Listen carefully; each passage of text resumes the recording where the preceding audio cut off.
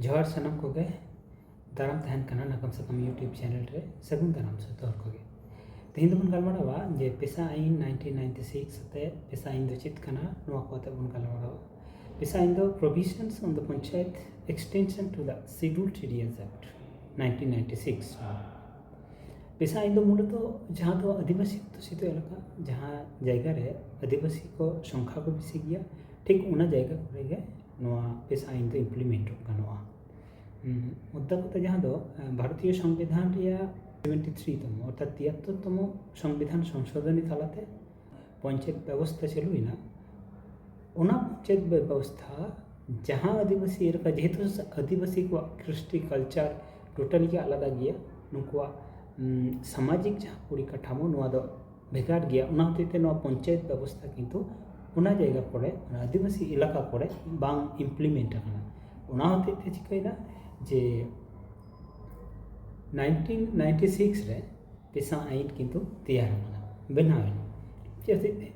जे नुआरेना मूल भित्तिगा हुना आदिवासी को निजस्व जहाँ ऐतिह्य जहाँ संस्कृति को मेना नुआ को टेकाव दाराम लगित नुआ को हते एवं आदिवासी को मिटन सो शासन जेनो ताहेन ओना को हते नुआ किंतु मूलत बनाव काना मूल वैशिष्ट्य नौका लई गानोआ जे ग्राम सभा क्षमता एम ओना संगेते ओना जायगा करे जहाँ मिनारेल्स जहाँ प्राकृतिक सम्पद जहाँ को मेना ओना को चितान रे उनकुआ पुरो माने इंडिया जे उनका अधिकार है और हुकना जे सामाजिक जहाँ नियंत्रण समाज रे ओना नियंत्रण किछुटा और बद बैहर को जहाँ को मेना तकवा ओना को टिकाव दाराम ना मिटन विषय ग्राम सभा चितान रे सब को में जे अतुरेना कोनो कमी होरा अर्थात कोनो उन्नयनमूलक कमी होरा बा सरकार जदि जहाँ मिटन प्रोजेक्ट ए बनावा मने दाय ताहले ओना किंतु आज सरकार किंतु हठात कर बाय बनाव दारे ओना जायगा रे ओंडे उनको ग्राम सभा अनुमति बाखान ग्राम सभा टे को लहा परमिशन हतावा तबे आना किंतु सरकार जे कोनो प्रोजेक्ट जे कोनो उन्नयनमूलक बोलो जहाँ बोलो ओना प्रोजेक्ट बनाव दारेगा बाखान बाय बनाव दारेगा ओना संगेते जे जहाँ माने प्राकृतिक जहाँ सम्पद ओना सम्पद चेतान रे आदिवासी को मिटन अधिकार तहना जेमन हुकना जे बाबन सारा घड़ी गेबन लई गया जे जल जंगल जमीन आदिवासी को जहाँ मिटन अधिकार मेना नो अधिकार कथा बन मेन गया से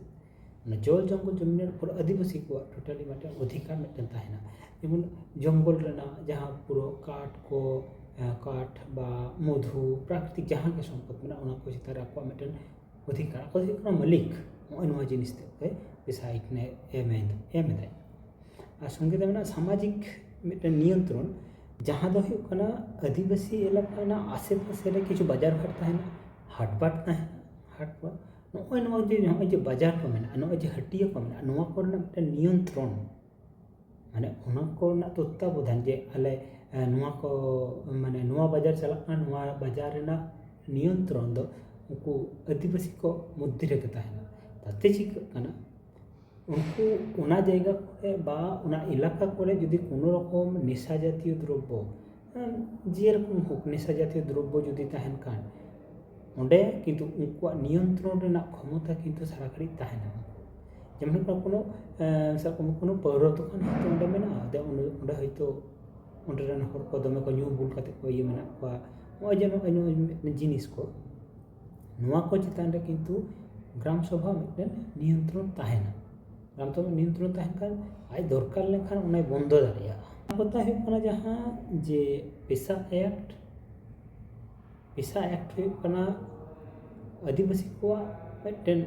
परिचय अपनारा उपरूम जहाँ उना उपरूम रक्षा रेना मिटन मित अडी केटेजान आईन काना मेन गाना पेशा एक बारे से जुदी आरहो डिटेल्स जुदी बन बाडाय जों खान जुदी बाडाय साने बन ताहले अवश्य कमेंट करता कमेंट करते एकदम पूरा डिटेल्स ताहले लेया अदो जतटा पारोआ हुडी माछा ना दे होइना ताहले मा एनखान नोडे गे जोहार।